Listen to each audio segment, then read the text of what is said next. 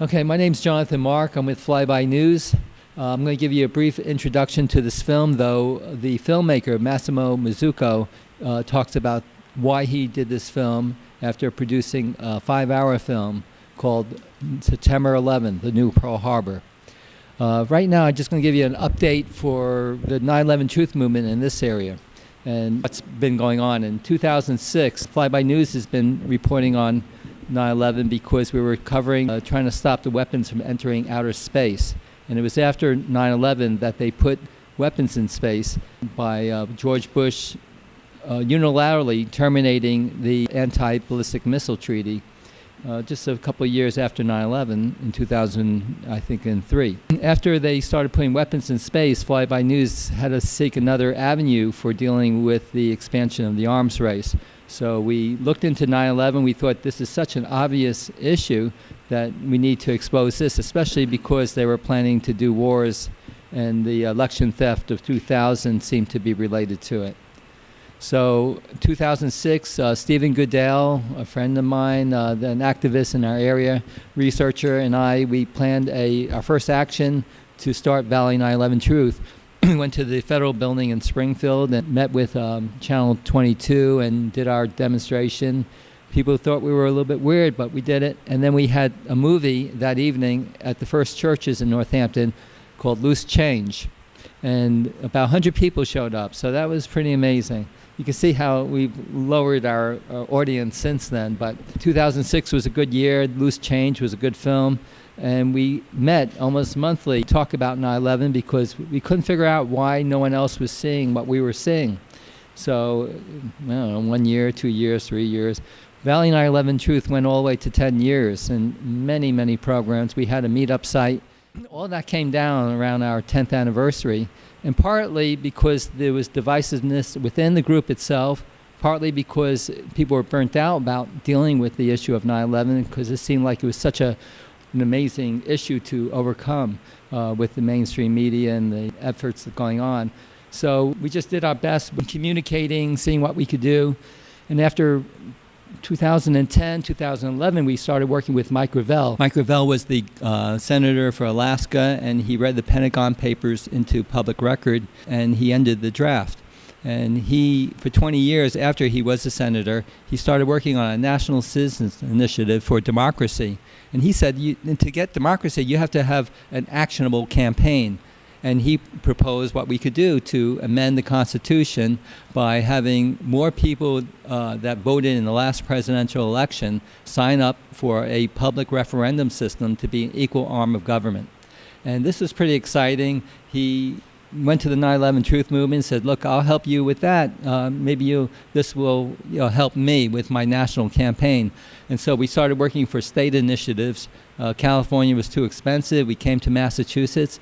We got it registered by the Attorney General, but then we couldn't collect enough signatures because we didn't have the volunteer support or the money. And then Mike Gravel was attacked, not by people that didn't agree with 9/11, but actually 9/11 truthers were blaming him for stealing money and other little petty issues that created disinformation or disenchantment with the movement.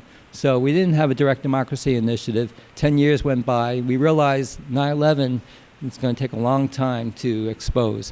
Why are we meeting here today? I mean, the Flyby News is covering quite a few issues, and you're here, and mostly we're getting 9/11 truth people, that are aware of the issue. And the people that I tried to interview on the streets today said, no, I don't want to say anything about 9/11, but there's a different feeling on the streets because of our long engagement within this area. Even though the Greenfield Recorder and the media is denying 9/11, most people in this area are aware of what we call false flag operation, or something that wasn't true about the initial story of the official government's version, which is why I did the editorial to the Greenfield Recorder, which I didn't publish, called Denial, Cognitive Dissonance, and September 11th.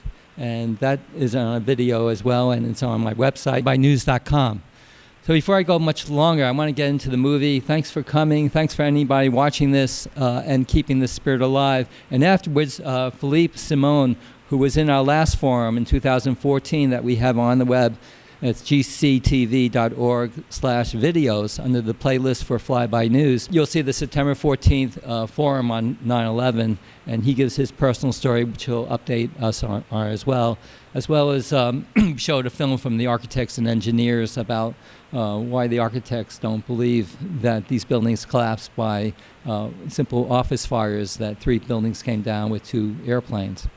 So this is going to be shown on the movie. The movie shows both sides of the view. We encourage you to watch the whole movie. And if you want to get a copy, we have it at GCTV. You can come down for a free loan library, or it's online. If you go to flybynews.com, just look for the beautiful picture of September 11th, the new Pearl Harbor. In that, I have a link to Massimo's website. You can watch the whole 5 hours. And the summary will come after this. So we're going to show the summary and then have the discussion. Thank you very much.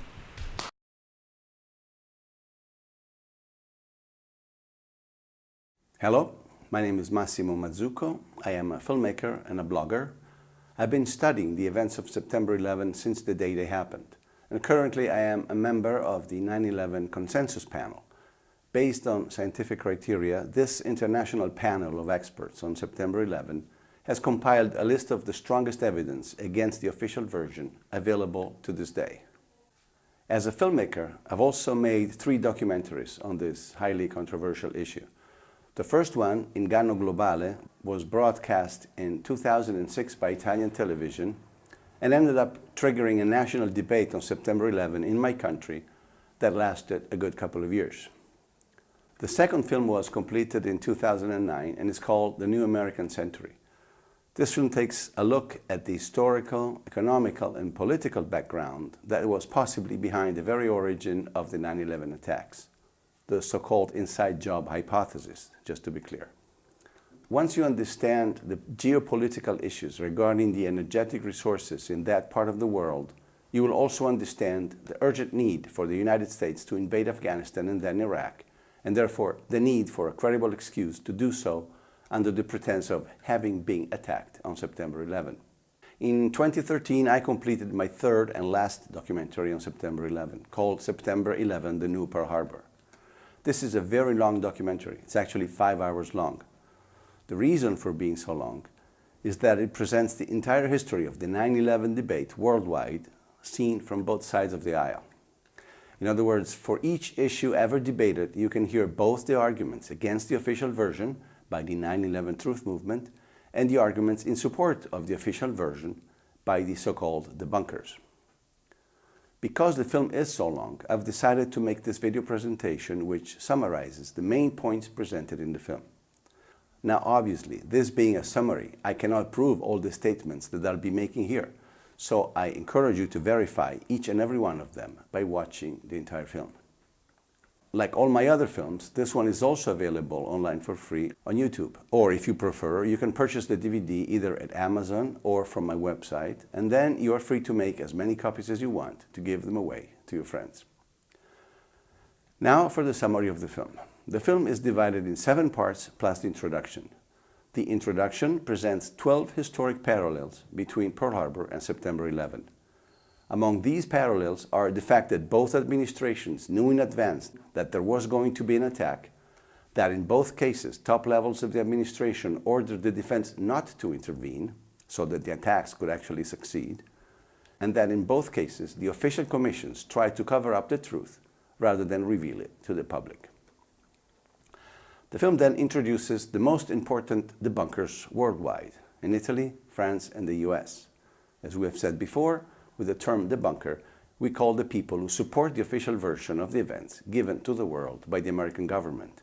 In this case, that the attacks were carried out by 19 Islamic hijackers and that the Twin Towers fell because of the impacts of the planes and the ensuing fires. This is substantially the official version of September 11. Part 1 of the film begins to question the official narrative of the events by taking a closer look at one of the main, still unresolved issues of 9/11. How was it possible for 4 hijacked airplanes to fly around the US for a total of 1.5 hours without being intercepted? The US air defense is arguably the most organized and effective in the world, and it's hardly believable that those hijackers could roam undisturbed for such a long time in some cases even traveling hundreds of miles in one direction before turning around and eventually hitting their target. The debunkers will tell you that the reason why the planes were not intercepted is because the hijackers turn off their transponders, the device that identifies the plane to the air traffic controllers, thus making the airplanes very difficult to locate. This is the first big lie of September 11. By analyzing the interviews and the radio communications of the air traffic controllers, it turns out that, except for brief moments of confusion, all 4 airplanes were being tracked at all times. 8,200 feet. 8,200 feet, he's on the same code that he was before. They knew where they were, but they couldn't get to them. And the real reason for not being able to get to them is that on September 11, so many military exercises had been scheduled at the same time that only 4 jets remained on alert to defend the entire northeastern sector of the United States. I've determined, of course, that with only 4 aircraft, we cannot defend the whole northeastern United States. That was the sensation of frustration, of I don't have the forces available to do anything about this. The frantic search for fighters to be used against the hijacked airplanes can be clearly heard on the radio communications recorded by the military and the air traffic controllers. And you guys are the closest, and we need somebody airborne. Duluth, you got no fighters. Syracuse 2 airborne in 20 minutes. You got no weapons. They just went on a straight run up to the range. They blew all their load. So the question becomes whether sending away so many fighters on the same day was intentional or was it just a coincidence? The debunkers will tell you that it was just bad luck, that it was unfortunate that on that particular day there were practically no planes ready to defend the country. This is the second big lie of September 11. As it turns out, there had been so many warnings by foreign secret services that an attack using hijacked airplane was imminent that nobody in their right state of mind would have ever thought of leaving the country without air defenses at any given time. In fact, the number of warnings had been so high and insistent that it would have been wise to double or triple the fighter jets available all across the country, and certainly not to reduce them to near zero. So once you look at all these warnings collectively, it becomes very clear that the scheduling of so many drills on the same day had to be intentional. And it's difficult to imagine any other purpose than to allow the hijackings to succeed. This brings up the first question posed by the film to the debunkers. Knowing that the attacks were imminent, knowing that they might involve hijacked airliners, but not knowing where and when they could happen, would have been a good reason to beef up the defense and keep even more jets than usual on alert all across the country. Why instead schedule so many exercises in one day while leaving only 4 jets on alert to defend the very sector of the country that was most likely to be attacked? Furthermore, as a proof that the military did everything possible not to intercept the airplanes, we also have one simple fact. When the top generals in charge, Myers and Eberhard, knew by their own admission that the country was being attacked by hijacked airplanes, at 9:03 that is, when the second tower was hit, neither general thought of recalling the fighters that were out doing the exercises. In fact, General Eberhard chose to disappear from radar and went literally incommunicado for over 30 minutes during the most crucial hours of the attacks. Only at 10, more than 1 hour after everyone in the world knew that the country was under attack by hijacked airplanes, were the military drills finally suspended. This is Captain Taylor calling from Cheyenne Mountain Press Control. Yes. What we need you to do right now is to terminate all exercise inputs coming into Cheyenne Mountain. By then, also the 4th hijacked airplane had been turned into a pile of smoking rubble. That brings up the following questions. After having realized that the country was being attacked by hijacked airplanes at 9:03, why didn't Eberhard immediately suspend all the war games and recall all the available jets to their bases? Why didn't Myers order him to do so after having been briefed by Eberhard on the ongoing attack? And why hasn't the 9/11 Commission ever asked either general these most fundamental questions? Also, Donald Rumsfeld, the very Secretary of Defense, went missing without a clear explanation for at least half an hour during the crucial hours of the attack. In fact, the entire chain of command had been butchered to such an extent by untrained substitutes and unjustified absentees that it made it literally impossible for the air defense to intervene effectively against the hijacked airplanes even if they had tried to. At the end of the day, however, the most surprising fact may be that, despite this catastrophic failure to defend the country, most of the people involved at the highest levels kept their posts or were even promoted to higher levels after 9/11. As if having contributed to this historic defensive failure were somehow considered an achievement and not a reason for discharge or reprimand. Richard B. Myers, despite the total breakdown under his leadership, was promoted to chairman of the Joint Chiefs of Staff, the highest military post in the country. On September 13, confirmation hearings were held for General Myers as if nothing ever happened, while people were still being pulled alive from the rubble at Ground Zero. And there is one more element that supports the allegation of a government's involvement in the attacks: the behavior of Vice President Cheney in the White House. Since President Bush was away in Florida, Dick Cheney had effectively taken control of the operations from the so-called POC, the bunker located under the White House. During the hours of the attack, Vice President Cheney was kept informed that one unidentified plane was headed at full speed towards Washington.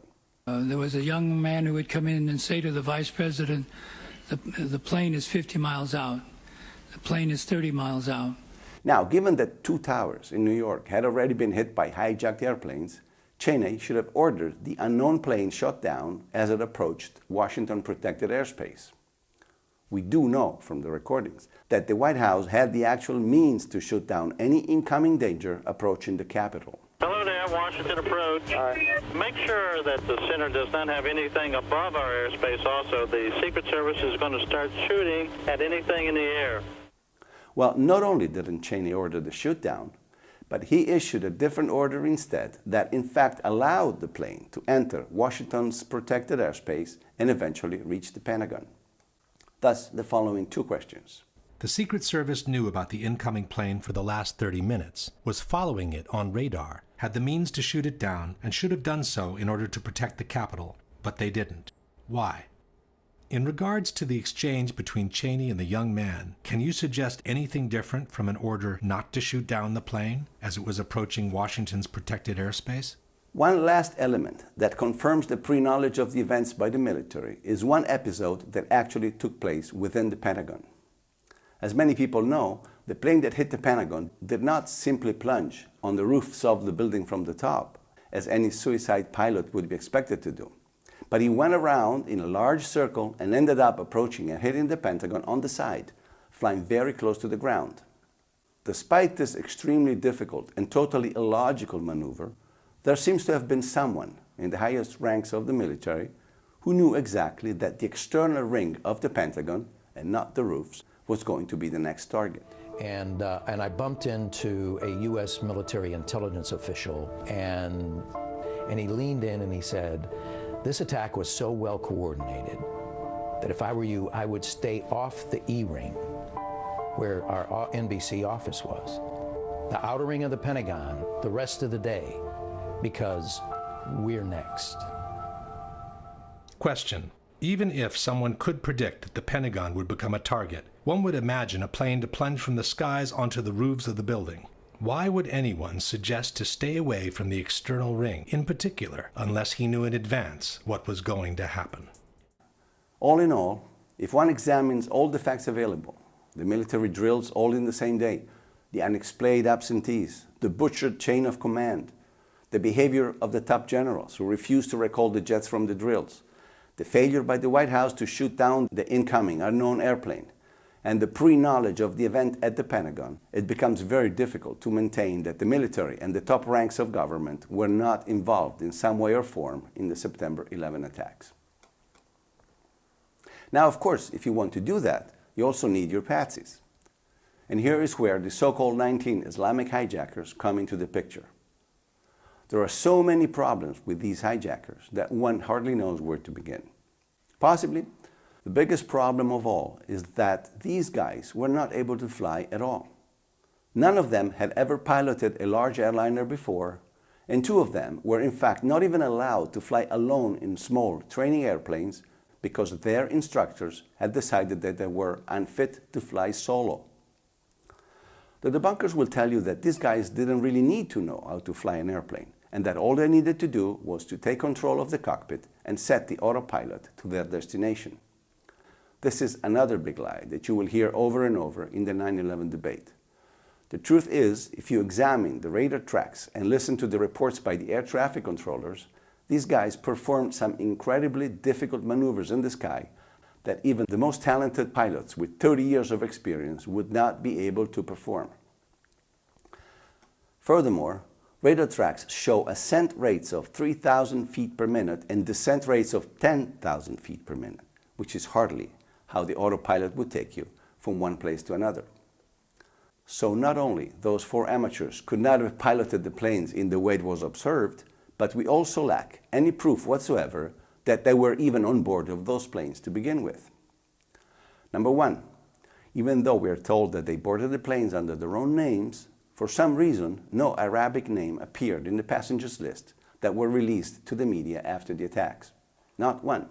You can read the lists online. There is no Arabic names there. Number 2, there is not a single picture of any of the 19 hijackers at any of the 3 departing airports on the morning of September 11. Now, if you and I had hijacked one of those airplanes on September 11, you can be sure that there would be pictures of us all over the airport, at the check-in, in the lounge areas, at the security checks, at the departing gates. Well, not one picture of any of these 19 guys has ever been shown to us at any of those airports on September 11. Number 3, we don't have a single soundbite from the black boxes confirming the presence of these guys in the cockpits. One would assume that after they broke into the cockpits, you would have the recordings of the struggles with the pilots on the black boxes, but we have never heard any of that either. So no names on the passengers lists, no pictures of these guys at the airports, and no sound bites from the cockpit voice recorders. Given that these guys were not able to fly those planes at all, please give me one good reason why we should believe that they were even aboard those planes to begin with.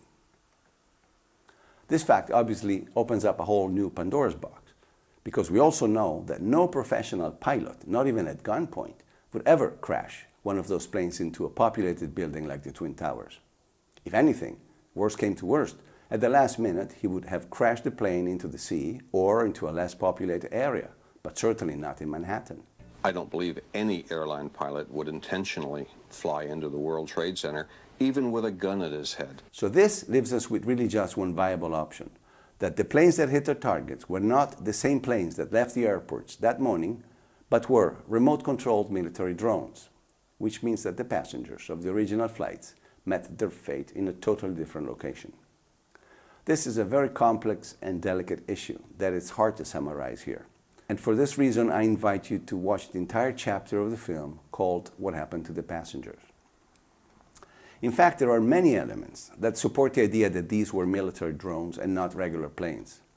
The most important is that all 4 planes were clocked at speeds that highly exceeded the structural limits of regular passenger planes. In other words, if those had been real passenger planes, at those speeds they would have had to disintegrate in flight. As different pilots and aeronautical experts will tell you in the interviews, you would need especially prepared planes with special engines to achieve those extremely high speeds at low altitudes.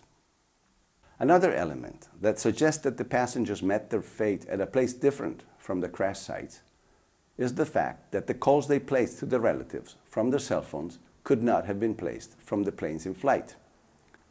Those calls were obviously made as the relatives received them, but they could not have been made from the planes in flight. This is clearly shown by cross-referencing the FBI reports on the calls made with the altitude and the speed at which the planes were flying when those phone calls were made. At the end of the day, we have at least 9 phone calls that did happen but could not have been made from the airplanes in flight, as we were told. In particular, there is one chilling message left in her husband's answering machine by one of the flight attendants of Flight 93, which strongly suggests that the entire hijacking operation went, in fact, very differently from the way we were told. I don't know what to say. There's 3 guys, they've hijacked the plane. I'm trying to be calm. After saying goodbye, she seems to fumble with the headset while she whispers a few more words into the mouthpiece. I hope to be able to see your face again, baby. I love you. Bye. End of message.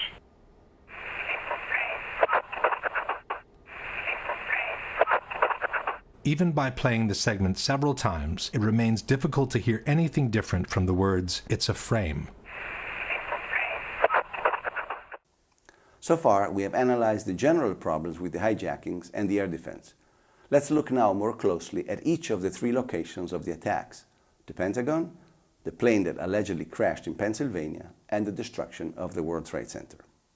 The official version by the government claims that the Pentagon was hit by the hijacked flight American 77, but there is no proof whatsoever that this was the case. In fact, there is ample evidence that the Pentagon was not hit by a Boeing 757 at all. Among this evidence is the fact that no large piece of the airplane can be found anywhere, outside or inside the building. The core of the engines, which is supposed to be indestructible, is also missing. The opening at the base of the building is only about half the size of the projected wingspan of a 757, while the windows at the side of the opening clearly show that they were not hit by the wing of an airplane. Also, the windows that are supposed to have been hit by the tail are still intact, with wooden frame, glass and all. And by using the drawings by the American Society of Civil Engineers, which published an extremely accurate column-by-column assessment of the situation inside the building, it becomes very clear that the damage inside the Pentagon could not have been created by a 757. This is the summary from the film of the damage analysis at the Pentagon. In conclusion, we have an opening on the first floor that's a bit more than half the projected wingspan of a 757, the tip of the left wing and most of the right wing missing without a valid explanation, the horizontal stabilizers and the tail also missing without a valid explanation, a fuselage that behaved more like a warhead than an empty cylinder made with aluminum, no trace whatsoever of the core of the two engines, and an exit hole on the C-ring that no one can rationally explain. Given all these facts, we must conclude that the damage observed at the Pentagon is not compatible with and must have been created by something other than a Boeing 757. Furthermore, there is the mystery of the missing tapes from the impact. By the FBI's own account, there were at least 85 different cameras showing either the area of approach or the area of impact at the Pentagon. But for some unexplained reason, all these tapes were confiscated by the FBI, and no one has ever been able to see them. Filmmaker Michael Moore has described this problem quite clearly. I've filmed before down at the Pentagon before 9/11. There's got to be at least 100 video cameras ringing that building, in the trees, everywhere. They've got that plane coming in with 100 angles. I want to see the video. I want to see 100 videos that exist of this. Why don't they want us to see that plane coming into the building? Only one video was released. It was actually a double video, two cameras placed next to each other, which unfortunately shows the moment of the explosion, but not the airplane in transit. And by analyzing this double video frame by frame, we can show that the actual footage was intentionally doctored or photoshopped in order to erase the only available image of the plane in transit. All in all, the situation at the Pentagon can be summarized as follows. If we now summarize the situation at the Pentagon, we have the total lack of evidence that the unknown incoming was in fact Flight 77, a mysterious phantom plane that attracted the attention in the opposite direction, the failure from the White House to shoot down the incoming even though it posed a serious and imminent threat, a totally illogical approach maneuver from a terrorist's point of view, an alleged hijacker incapable of performing that maneuver, the absence of any significant part of the plane from the wreckage, a damage to the building clearly incompatible with a 757, a doctored tape of the impact, and the obvious reluctance by the FBI to release any other tape that could allow the identification of the plane. For United 93, the plane that allegedly crashed in Pennsylvania, we have a similar situation to the Pentagon. The official version claims that the plane was intentionally brought down by the passengers after they had revolted against the hijackers, but no evidence of the crash can be found whatsoever. Here too, like at the Pentagon, there are no major pieces of wreckage visible, no parts of the fuselage, no landing gears, no wings, no suitcases, no tail, no passenger seats, and not even the bodies of the passengers themselves. Every single witness who reached the spot right after the explosion, including the mayor of Shanksville, says that there were no signs of a plane having crashed there whatsoever. All there was this hole in the ground, only a few feet deep and a few yards wide. And there's no airplane.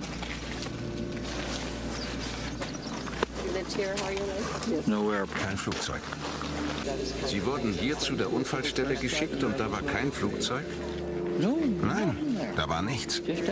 Nur dieses Loch. Das ist es, was Sie sahen.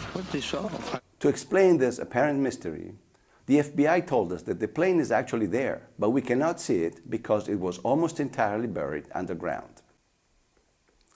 How did it get underground, and how did that hole close by itself even before the first responders arrived?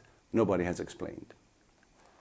On the other hand, we have ample evidence that the plane actually exploded in midair, as pieces of the wreckage were found as far as 8 miles away from the crash site on a day when there was practically no wind. Clearly, the official story of the plane having been crashed intentionally in Shanksville and hitting the ground in one piece does not have a leg to stand on. This is the summary from the film on Flight 93. If we now summarize Flight 93, we have no proof whatsoever that the terrorists boarded the plane, nor that they were ever in the cockpit. An alleged hijacker who could not have flown an airliner in the way that Flight 93 was flown.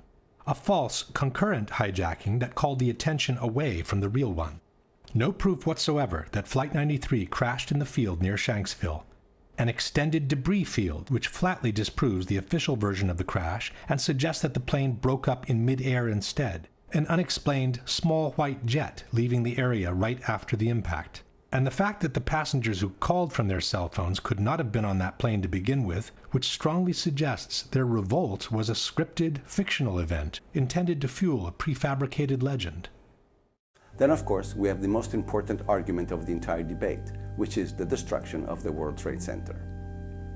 This is the tragedy that we all witnessed on TV, with the collapse of both towers being broadcast live all around the world. It's very hot. I don't see any air anymore. Okay. All I see is smoke. Smoke rises to the roof. We're on the floor. We're in the window. Can't see. Can you stay on the line with me, please? Yes, ma'am. I'm going to die, aren't I? No. I'm going to die. Ma'am, say your prayers. What the hell happened? Oh, my God. Oh, God!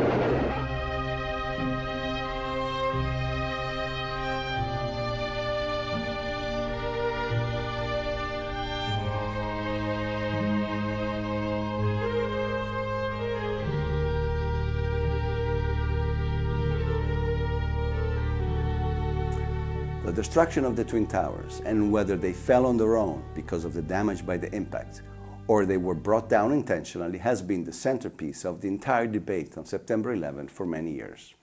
And here I must say one thing. When I first heard of the possibility that the Twin Towers had been demolished intentionally, I myself reacted by rejecting this idea. It's not possible, I said. Americans would never do that to themselves. But then I started looking at the evidence, and the more I looked, the more it became clear to me that this, in fact, could only have been a controlled demolition. The first thing that one should know is that the Twin Towers were not at all those wonderful jewels that we were told. They were obsolete, extremely expensive buildings, and they needed to go.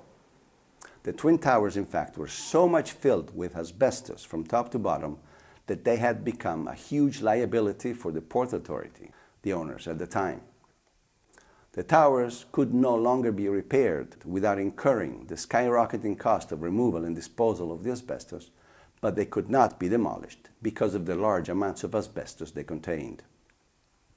A solution apparently was found by transferring the ownership to a private investor, one Larry Silverstein, who immediately took out a $3.2 billion insurance against the destruction of the towers by a terrorist attack. Only 6 weeks later, the towers were destroyed by a terrorist attack. Silverstein got all his money to rebuild as he wanted, and the first responders and the people in Lower Manhattan ended up breathing all the asbestos that the towers contained. The debate on the collapse of the Twin Towers has been long, complicated, and somehow confused at least up to 2006. But in 2006, things started to become more clear when an organization called Architects and Engineers for 9/11 Truth was founded by San Francisco architect Richard Gage.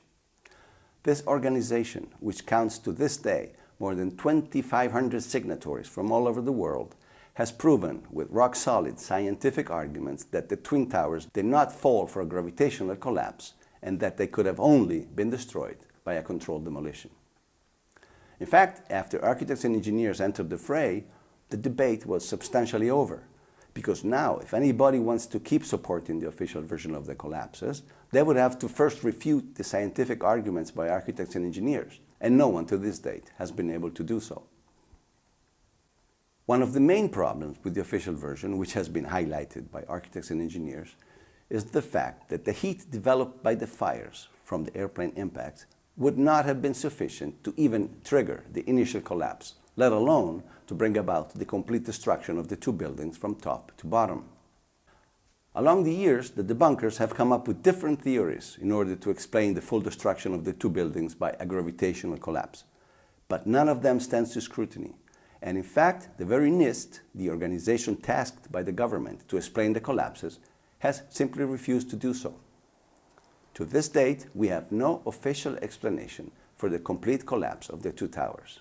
Once the collapse initiated, the video evidence is rather clear.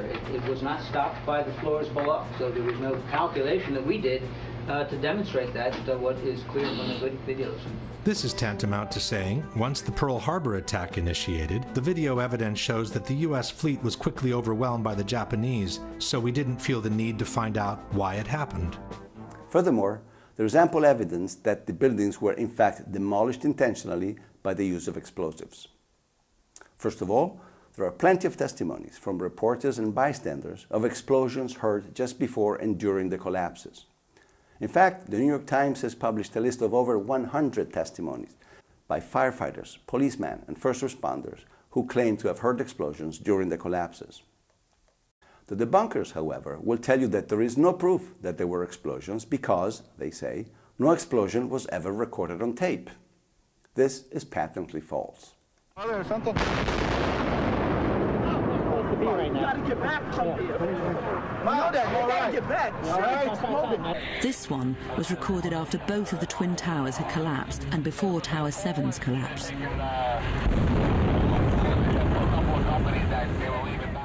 There are even explosions that can be heard in the original footage by the networks at the beginning of the collapse of the two towers. Here, the police officers, FBI agents. Here, the police officers, FBI agents. Another important argument in favor of a controlled demolition is the presence of the so-called squibs, the clouds of dust that appear on the sides of the towers during the collapses. These are the classic result of explosions as normally seen in controlled demolitions. The debunkers maintain that these were just windows exploding because of the air pressure. But by analyzing the actual structure of the building, one can easily prove that this theory is untenable. These are explosions, and some powerful ones indeed. Furthermore, extreme temperatures were observed under the rubble for months after the collapses, and molten steel was found in several instances. This formation is really 4 separate stories of the World Trade Center, compressed, compacted, incinerated, exposed to temperatures as hot as the inner Earth. I never knew this existed. Obviously, both the extreme temperatures and the molten steel, and in some cases even molten concrete, could not have been caused by the jet fuel alone. And they are the proof that some kind of destructive device capable of generating immense heat was used in the demolition of the towers. We also have the unexplained total pulverization of many of the bodies, as much as 41% of them, for which it was impossible to even find fragments large enough to extract DNA. Gone, never found, as if they had never existed. 1,100 victims completely unaccounted for. In other words, no pieces large enough to gain any DNA from, vaporized. Can fire and a gravitational collapse account for this massive pulverization of people? Obviously not. The use of extremely powerful explosives seems to be the only valid explanation for the total disappearance of so many of the victims' bodies. But the main scientific argument for a controlled demolition is the one of freefall. Imagine you dropped a piano from a window on the top floor of the tower at the same time that the tower begins to collapse. Which one do you think would hit the ground first? The piano or the top of the tower? One would say the piano, of course, because the piano has a free path towards the ground, while the tower needs to destroy the entire healthy structure below before it reaches the ground. Well, as it turns out instead, both the piano and the top of the tower would reach the ground practically at the same time. This means that they both fell with free fall acceleration. And as architects and engineers has repeatedly shown in their presentations, this could only happen if something else is removing the healthy structure below the falling tower. The fact that it's coming down at free fall says all of the energy is being used to just make it go straight down, which means it's coming down through itself and not breaking up the building as it goes. Something else has to be clearing the way. And there is only one method known to remove the structure while the top of the building collapses, and that is the use of explosives in a controlled demolition. This is how the film summarizes the main arguments regarding the destruction of the Twin Towers. At this point, we can summarize the evidence for a gravitational collapse and compare it with the one for controlled demolitions. The official explanation for the initial collapse, or sagging trusses theory, is fundamentally flawed for at least 3 reasons. There is no evidence that the fireproofing was widely dislodged from the steel trusses, no evidence for temperatures high enough to seriously weaken the steel, and no valid explanation on how the trusses could have pulled and broken the external structure on their own. At the same time, the initial collapse is fully compatible with a controlled demolition. The official explanation for the total collapse of the Twin Towers does not exist, nor was a scientific calculation ever attempted by NIST, as they have repeatedly acknowledged. At the same time, the full collapse of the buildings is fully compatible with a controlled demolition. The vertical acceleration of the upper sections to near free fall speed makes it impossible to explain the collapses by gravitation only, without violating at least 2 fundamental laws of physics. At the same time, the near free fall acceleration achieved by the collapsing towers is fully compatible with a controlled demolition.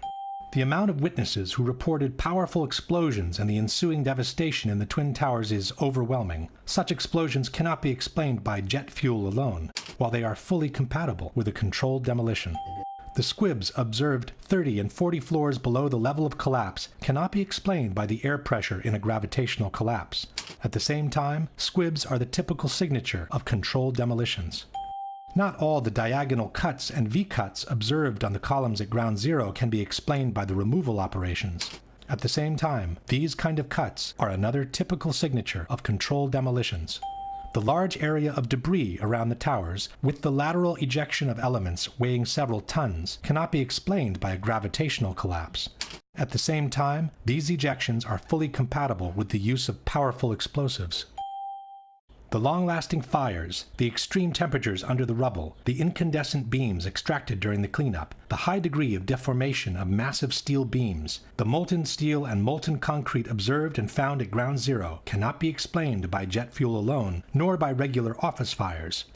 Highly effective destructive devices capable of developing extremely high temperatures must have been used as part of a controlled demolition.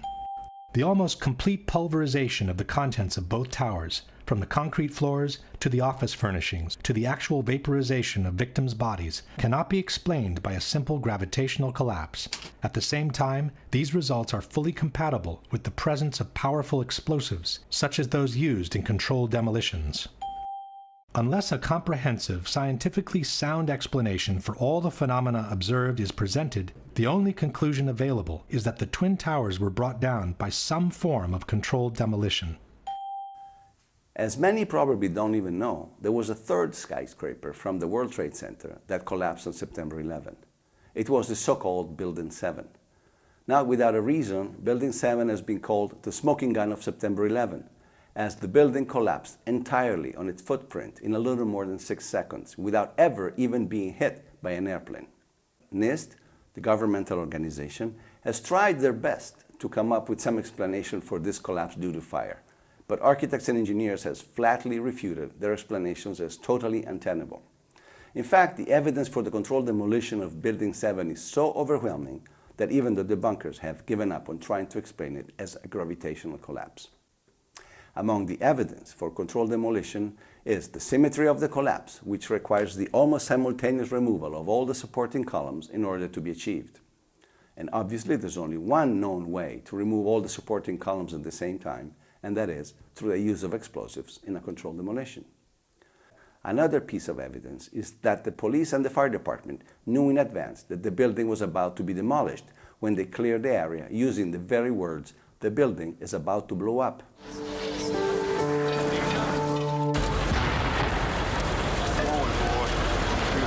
You're in that building. It'll be coming down.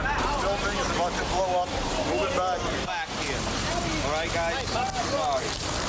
We are looking back. There's a building about to blow up. Some witnesses even heard the actual countdown before the explosives were detonated.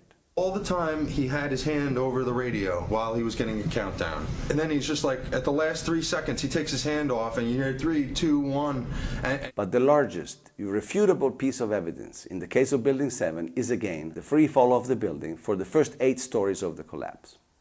This free fall has been clearly demonstrated by architects and engineers in their videos and was even admitted in writing by NIST in their own final report. The building didn't disappear so the building can fall for 100 feet at free fall speed. That's impossible. That evidence alone would indicate that the official story doesn't hold water. So there we have it. At the end of the day, none of the major aspects of the official story of September 11 holds water. The hijackings could not have happened without the complicity of somebody in the highest levels of the defense. The hijackers could not have flown the planes in the way they were flown, and they were probably not even on board of those planes to begin with. The planes themselves were most likely military drones and not regular passenger planes. The phone calls from the cellular phones could not have been placed from the airplanes in flight. There is no evidence whatsoever that a Boeing 757 hit the Pentagon, while there is plenty of evidence that it actually didn't. There is no evidence whatsoever that another 757 crashed in the fields of Shanksville in Pennsylvania, while there is plenty of evidence that it was shot down in midair. The Twin Towers could only have collapsed in the way they did as a result of a controlled demolition, and so did Building 7 in the afternoon of September 11. Now each of us is faced with the question of what to do with this evidence. Disregard it and just pretend it doesn't exist, or begin to seriously reconsider the entire issue of September 11 and the consequences it has brought on all of us in the last 15 years of our lives. This is not for me to preach, but for each of you to decide. All I can do is leave you with the last 2 questions posed by the film, and thank you for the time that you have spent watching this video, and hopefully the time that you will spend analyzing the full evidence from the actual documentary. This brings us to the last question, which is not only for the debunkers, but for anyone who cares about freedom, democracy, and an honest government. If you were aware of solid evidence disproving the official version and suggesting the involvement of some rogue elements of the government in the terrorist attacks, would it be more unpatriotic and anti-American to ask for a new investigation or to turn a blind eye to it and pretend such evidence doesn't exist? Given that the people's trust in institutions is of paramount importance for a nation's well-being, would that trust be better served by denying the evidence of a conspiracy or by bringing those suspected to accountability in a court of law?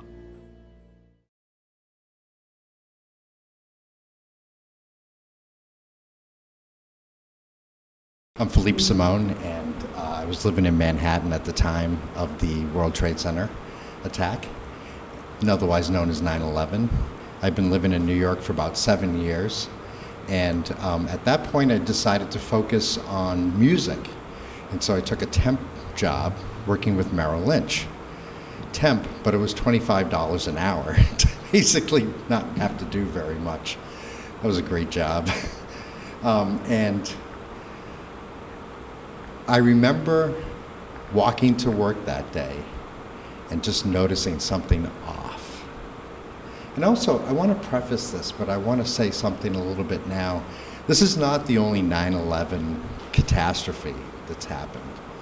Another major turning point where humanity faced a turning point towards something incredibly new and progressive, something that could have really made a big difference on the earth, a whole different way of producing things and a whole different way of governing things.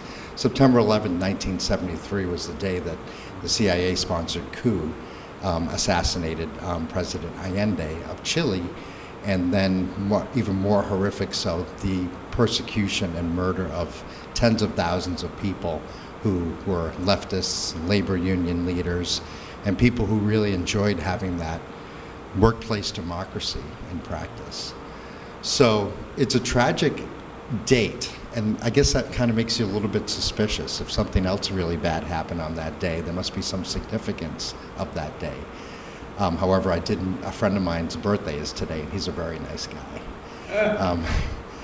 So I had come to work. It was about 8:40 a.m. I was typing my sister an email, and I basically was thrown out of my chair. I was building about a block north, of the World Trade Center with the south face view, so we could see the whole plaza. And the impact of the first plane hitting, or whatever it was it hit, knocked me out of my chair. I later noticed that was like a 0.9 on the Richter scale, that impact, although the actual collapse was a 2.1. So there was a lot of things upset that day. I looked up and I saw a gash in the top of the building and black smoke pouring out. And I figured a small plane must have hit the building because they said something about that on the intercom. But to me, it just looked like a gas fire, which is understandable when you know how airplanes are fueled. But it looked like something had happened in their kitchen. I mean, it was just like black, thick smoke that gas produces. My boss called and said, "You're my assistant. I want you to be in charge. I would like you to determine whether or not people should leave or should they stay." An announcement came on in the building that said that we were okay, that it was an isolated incident at the World Trade Center. We had no reason to have to leave or be of concern. I told my coworkers, I told them, let's look through your desk, grab whatever you find is an important thing, and just pack, and just get ready to leave. I want everybody to be ready to leave. The second impact happened, and from our perspective, we could see an explosion about midway through the building, and a fireball came screeching right towards us. Everybody in the office ran to the other side of the office and hit the floor behind a wall. We also heard that screeching over the building and then landing, exploding someplace. So it didn't hit us, but it looked like it was coming right at us. At that point, I had everybody leave. I got home. My colleagues went to Central Park to regroup. I went home because I wanted to get in touch with my mom and let her know that I wasn't one of the fatalities there. And when I got home, I turned on the only news station that was available, and then that's when the collapse happened.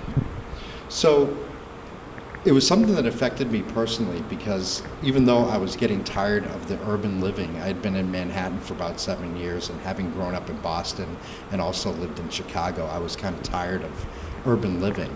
And so I had been making some kinds of arrangements to come out here to Western Mass. I had a friend of mine that lives up in Charlemont. And so it was about 3 weeks of waking up in the morning from dreams of nuclear bombs and what I was going to have to do to get away from them, that I finally just decided to leave. And so, it was the type of thing that uprooted some good stuff in my life. I had a really good band in Brooklyn with a lot of West Indian guys, and I had a job that I didn't have to work very hard, but I got a lot of money. So unfortunately, those things were interrupted. The thing that really struck me the most, I think beyond the trauma of an explosion, I think I'm the type of person that when something like that's happening, I get really calm, I get a lot of adrenaline, but I also get calm and I'm very collected and rational in helping people to get out of these types of situations. The thing that really upset me the most was the weeks afterwards, with the administration declaring war on terrorism globally, war on people who had nothing to do with any of this. And then recently I'm reading an article from a newspaper where they were talking about what happened when the U.S. went to Afghanistan. When we went to Afghanistan in 2001, the Taliban pretty much gave up immediately. And then we employed the warlords to root out more terrorists. The big mistake that the U.S. made then was to give them a bounty. They would get paid like $1,000 for every person that they brought in. They were bringing in personal enemies. They were bringing in people that had absolutely nothing to do with terrorism. So, like in Abu Ghraib, which was the detention center in Iraq, where infamous torture and imprisonment took place during that war in 2004, Guantanamo Bay seems to have been filled with predominantly people who were innocent. If that doesn't if that doesn't create some kind of animosity or hatred in a long-term sense, I don't think anything else would. And it was alarming for me because the government was taking a direction that I didn't want it to take. It took a direction out of fear, and it took a direction out of hatred and militarism and imperialism, and it decided to go to war on the world and get revenge. For me, this was a wake-up call to the things that have been going on in the world all along, and that things are starting to erupt, and that we need, if anything, not a military response, but a diplomatic response. A response that maybe the United Nations coming in and setting up some conferences so people can be heard. Because everybody knows that terrorism doesn't just come from nowhere. It's the politics of desperation. A lot of the people who terrorism has appealed to or have actually enacted it are people who've tried other means or are the only ones left when all those other means have been shut down. And we know very well who the biggest global terrorist is, and that is the United States of America, which has gone into... No, not the good old... Oh, come on. So, it was a really hard thing for me to stomach, and I was really happy that in Manhattan at the time, in Union Square, there were peace demonstrations. And so that was a part of healing for me, was to go to those and for people to be talking to each other and analyzing the situation and looking for a solution. The American people on the ground level did exactly what they should have done. It was the government that didn't do what they should have done at all. So what we'd like to do today is to just open this up for a discussion. I'm going to have this mic so that everybody will be able to be recorded and heard, and Jonathan will follow on the camera. But what we were looking for is, how do you feel, what does 9/11 mean to you, and how do you feel that that relates to the war on terror? As a former Human Rights Commission chairman, I'm still on the commission, I had proposed that we discuss, if we were going to have a meeting today, that we discuss the implications of 9/11, the war on terror, and how it's affected civil liberties at home and the conditions of war abroad. So you had something to say first? I put together a history of false flag events. A false flag event is when somebody with a special interest, like in this case the U.S. government, neocons, people who they want to be in control of the world economically and militarily. And so they create an event, a false flag event, which is usually incredibly destructive, kills lots of people. It's effective. The Nazis did a beautiful job with that. You can see that history. Reichstag building was brought down in that way. They had all kinds of people yelling and screaming, "The communists did it, the communists did it," when the Nazis did it. So, but what I did was I went back and I put together a list of some of the false flag events before and even after 9/11 to show how this fits in, because this is the pattern that we need to be aware of if we're going to be concerned, well-informed and concerned Americans. So I started out with the genocide that was committed against the American Indians. I'll just give you a summary because I'm going to give a copy to everybody. In 1898, the battleship Maine was blown up in Havana Harbor. Okay, we accused Spain of doing that. And then we took Cuba, Guam, Philippines, and Puerto Rico, and one other country. Can you name it? And then later on, it was discovered that the battleship Maine had blown up from the inside. Gee, I wonder who did that. The German submarine attack on the Lusitania was a false flag event. Here's how it went down. Most Americans wanted no part of World War I, another damn European war, which was raging in Europe. Our yellow journalistic press was having difficulty getting people, Americans, to sign up for that war and getting our country to back it, although we were secretly shipping arms to Great Britain, which was illegal, in the holds of ships, and a lot of well-informed people knew that the Lusitania had weapons that were going to be delivered to Great Britain. They put up posters, some people put up posters all around New York warning the people not to book passage on the Lusitania. Okay, agents took all the posters down. Over 1,800 people boarded the Lusitania, and instead of hugging the Irish coast, which would have saved it, it went out into open waters and was torpedoed. Over 1,800 people, Americans, got killed, and they used that to cause a lot of anger and revenge and get America into World War I. Pearl Harbor. Everyone knows from U.S. school-taught history class that without any provocation, Japan attacked our fleet at Pearl Harbor on December 7th, 1941, which FDR called a day of infamy. Congress then declared war on Japan, Germany, and Italy, the Axis. But here now is the real truth of what happened. Churchill was incredibly desperate and informed FDR that Great Britain would likely fall unless the U.S. managed to get involved, and soon. FDR knew this to be true and was unable to effectively use the bully pulpit to convince the American people that they needed to be involved in this war, which they didn't want to be involved in. FDR ordered the top people in his War Department and State Department to create an 8-point plan to compel Japan to attack us at Pearl Harbor.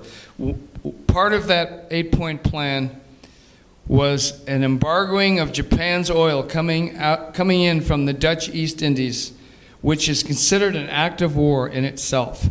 After that, our yellow journalist press was screaming for the U.S. to get involved in World War II, and the following day, FDR convinced Congress to declare war on Germany, Japan, Italy, and the Axis. And it's very interesting that how many of our 5 aircraft carriers were home-based at Pearl? None. Not any of them. They were all out to sea. Okay? Yet, the battleship Arizona, over 1,800 sailors were trapped below water and drowned. And it was that kind of horror and murder, that made the American people, that infuriated the American people to seek revenge. And I can remember my dad and uncle listening to the FDR's broadcast of the Day of Infamy, and they both said, "We're signing up tomorrow." The guy that did all the research on why Pearl Harbor is a false flag event is a guy named Robert Stennett, who is a highly decorated World War II veteran. FDR should have done a better job of using the bully pulpit over and over and over again, showing pictures of the destruction in Europe, whatever it took legally to convince the Americans to get involved, not by killing our own people. It was a proposed invasion of Cuba by our Joint Chiefs of Staff and CIA during JFK's administration. Operation Northwoods, but also Operation Mongoose was the other one. 6 or 7 things they suggested, one of which was to dress up planes to make them look like Russian MiGs, to blame it on Cuba, to attack like a transport, either an airplane or a ship transporting civilians, and then to blame that on Cuba. And Kennedy said no. He said, no, we're not invading Cuba, and that's one of the reasons they had him assassinated, okay? The Dulles brothers and other people involved, okay? It was Vietnam. In 1967, approximately, LBJ falsely accused North Vietnam of firing on one of our American battleships on a river separating North and South Vietnam. In truth, the U.S. had fired the first shot, and the Viet Cong were just returning fire to defend themselves. But we turned it around to say that they attacked us, and LBJ used that to expand the war greatly and to get Congress to authorize the expansion and the money to do so. Our Middle East invasion of Iraq was set up by a very clever false flag event. Our oil buddies in Kuwait had been slant digging and stealing Iraq's oil for decades. And finally, Iraq told Kuwait to stop or Iraq would invade them. But Kuwait, knowing they were backed by the U.S., continued to do it. Finally, Iraq's ambassador to the U.S. asked our U.S. ambassador, do you care if we attack and invade Kuwait because they're slant drilling and stealing our oil. And the U.S. said, no, we don't, quote, we don't intervene in other people's regional wars, which is a crock of shit. Why was the World Trade Center building a false flag event? Well, the reason is because the U.S. must, in order to support almost $1 trillion in their military-industrial congressional complex budget every year, the U.S. must always have enemies. And if they don't have them, they will fabricate them. And who got accused? Who got accused? Well, basically Muslims in general, terrorists everywhere, and Al-Qaeda in particular. And there have been others. There have been many others. But I'll stop there because so we'll have a little time. But it's important to understand this fit in as a series of false flag events that the U.S. has been conducted. The U.S. wants to dominate the world economically and militarily, and will use any fabricated means to do so. And if you read Stockwell's book, In Search of Enemies, after he realized as a employee of the CIA that if America does not have an enemy, they will create one. And that's what false flag events do, and they do it really well. I was watching Democracy Now! Today, and feeling so sad that Amy, all she could say was, this is the 16th year of the event that happened in 2001. And, you know, there's not even the alternative media at this point that is willing or has the courage to say something about this. And what's encouraging to me is what you said, is, you know, the fact of bringing a lawsuit. Because obviously, yeah, I mean, I'm surprised that the 9/11 Truth A&E people are not being assassinated right and left, in the sense that they would disappear like many of the people who were involved with Kennedy's assassination. Disappeared, were killed. You know, we're 56 witnesses have died of unnatural causes or something. Yeah, right. And so I really hope that there are going to be some lawyers who will take on this whole thing, because sadly, the A&E group have been around now, since 2006, and yet nothing seems to move. I was down in New York when they did their big advertisement on one of those, flashing boards near Times Square. And yet, it seems to have made such a little dent. And the only thing I think that could make a dent is to really expose, through a lawsuit maybe, this whole thing. And it was interesting in the film to see the focus on the other things, not just the demolition, that really are, the whole fact of why there were so many military exercises going on that very day, and we only had 4 planes to protect us. That was very interesting information. Mm-hmm. And I hope that when the lawyers do hold this case together, that they won't just focus on the demolition, that they'll focus on this whole array that would pull in the fact that this had to have been an inside job. This is like one of the reasons why we're meeting tonight, is not only to embrace the memory of what happened, but to actually, how can we get this out more? How can we bring more awareness of this to people? How do we get, a prosecution in a country that won't even prosecute a police officer who shoots a black man in plain sight of everyone? And so how does that happen? That it's obvious that the Bush regime took advantage of the disaster of 9/11. It fits in with the model that Naomi Klein set up in her book, The Shock Doctrine, where the elite takes advantage of various disasters to impoverish people more, or their attention's diverted and they're scared. What was new to me in the film was that, although I suspected that the Bush regime let it happen, I haven't Formerly, I was a government worker for a quarter century with the Census Bureau. I don't know how things can get screwed up in organizations, but this looks suspicious that they let it happen. I was just going to respond to Ken's or your response to the litigation, because Beverly Eckhart was one of the victims. Her husband, I believe, was killed in the World Trade Center, and she was going to do a lawsuit. And Ellen Mariani is another woman whose husband died, and they took separate planes, and she refused the money that they were giving her to settle and to bring it to court. Both Beverly and Ellen did that. And Beverly was killed in a plane crash out of Buffalo, and Ellen Mariani was called psychologically unfit, and they gave someone else the hush-up money. So the court system is not going to be an easy draw either. Yeah.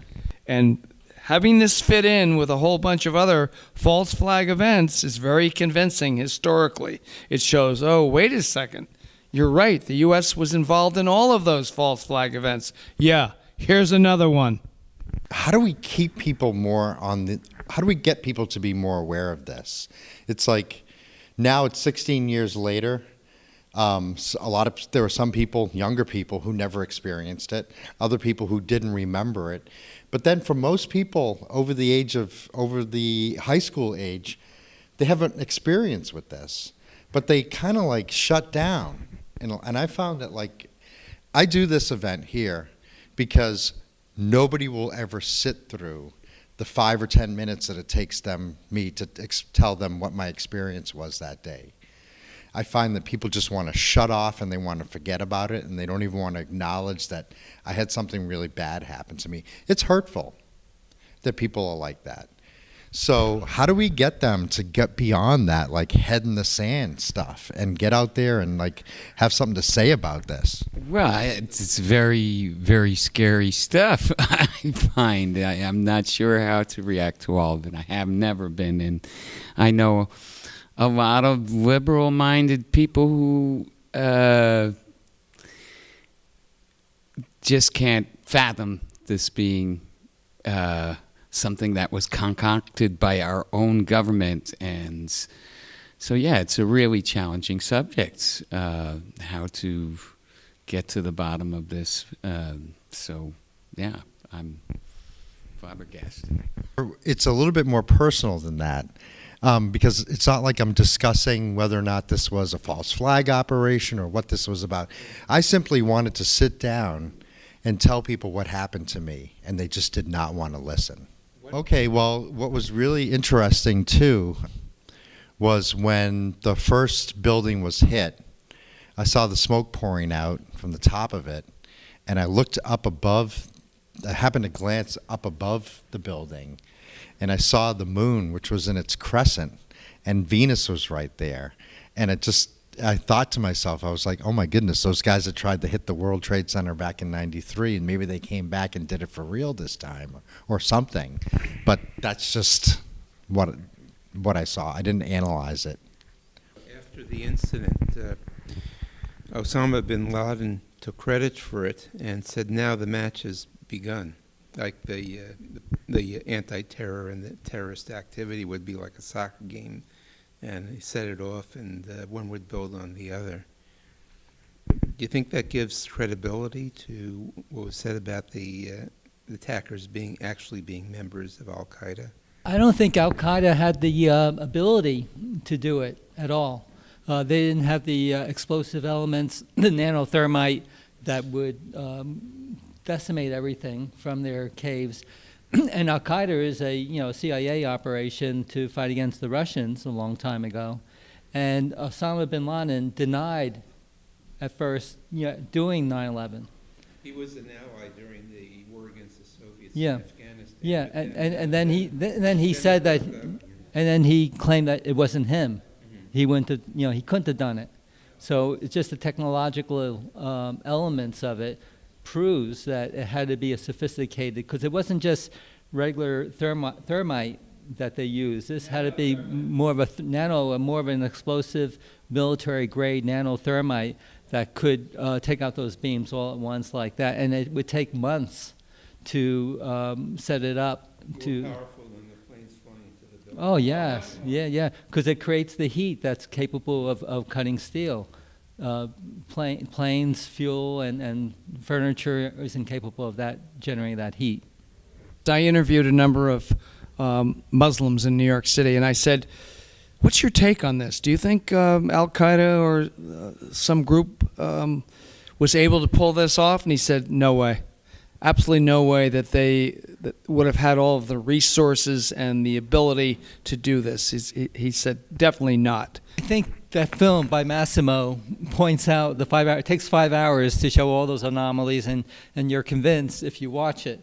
But the cognitive dissonance is the element that stops people, even if they know it's true, to go any further than saying it to themselves and then trying to forget about it, live their lives, and Can you explain? Well, people don't know what that means. Cognitive dissonance? It's it was such a traumatic day that many people initially go into denial. I did it too. I didn't know. You just denial. You just don't want to believe that happened, and the way that it looks like it happened. And after the denial, then there's this cognitive dissonance. So if you're going to come to terms with your denial, you might have a challenge of your worldview, and that's what cognitive dissonance is. It's a worldview that is so changed when your country reacts this way. Rebecca kind of referred to this.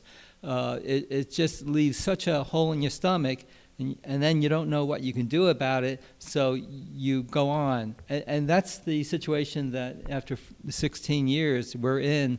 And as much as we show the truth to people in Building 7 and all the details, that cognitive dissonance and denial is impenetrable. And so I think it's going to take something else than just 9/11 truth to finally make people realize the truth about 9/11, the truth about John F. Kennedy's assassination, and it has to be done within the system itself. And I think the truth about space and that they're not capable of traveling outside the lower orbit of Earth in all this time since 1972. No one's claimed to have gone through the Van Allen belts. When they tried in 1998, I believe, they were forced back down at only 350 miles from the Earth. Because of all the radiation. The radiation, and the Orion mission just went around the Earth in 2014 to measure the radiation, and NASA is not releasing those measures. And the engineer that talked about that said, we need to evaluate this radiation so we can send astronauts safely through there. Otherwise we can't do it.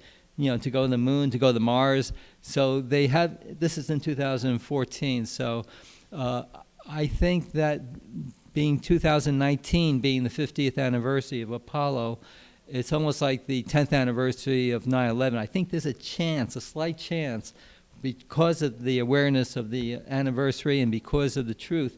And this filmmaker, Massimo Mazzucco, is doing a film, excellent documentary on the moon landing hoax. He told me he couldn't believe that he didn't see this right away as a filmmaker, and he's doing it with his expertise. So it's just done now in Italy. It'll be released, and within another 6 months, it'll be released in English in the United States. In the same way that he does it, he puts it online, sells it at Amazon, and we're looking forward to that, and that will be there by next year. So that's hopeful. So there you have it. There are many questions, many ideas, many thoughts that people have. But those are so much better than just simply being afraid all the time. And that's what we don't want to be. We don't want to be afraid. We don't want to be at war. We don't want to hate people, and we don't want to have violence. We want truth, and we want it now. Thank you.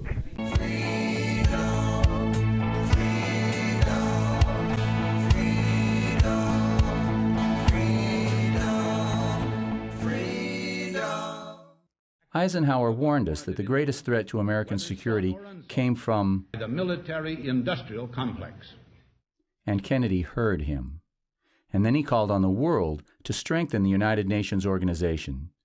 to help them not just to rein in the military-industrial complex, but to eliminate it completely. Together we shall save our planet, or together we shall perish in its flames.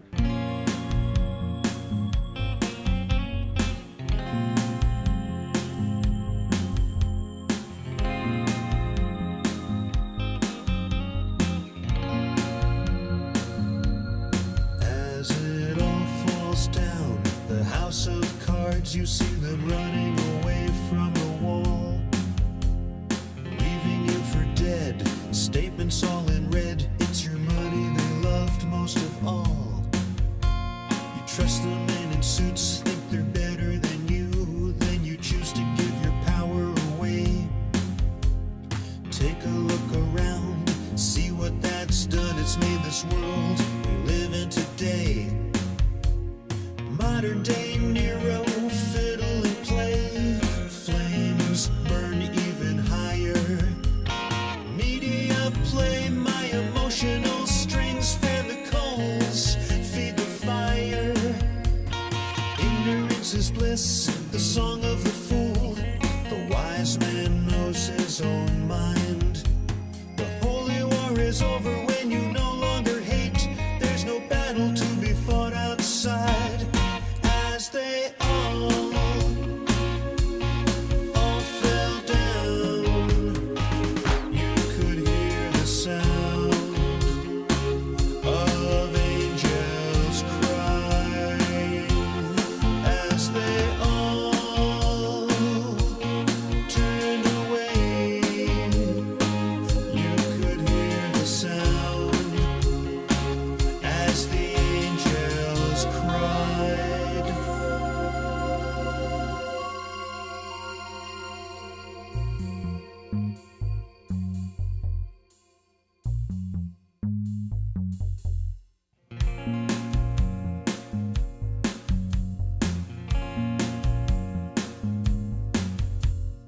Everyone is you, you are all one, no better or worse than the fool.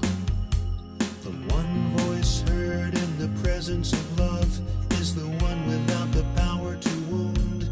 Stand alone in the dark, nothing will help in this dream of being apart. The only light to shine on the path ahead is the love that's inside your heart. Keep your eye on the small flame that burns within. Darkness will help you understand the pain of those that can see no light. Choose again, I know you can. And I only want the power that makes me appear as nothing in the eyes of you.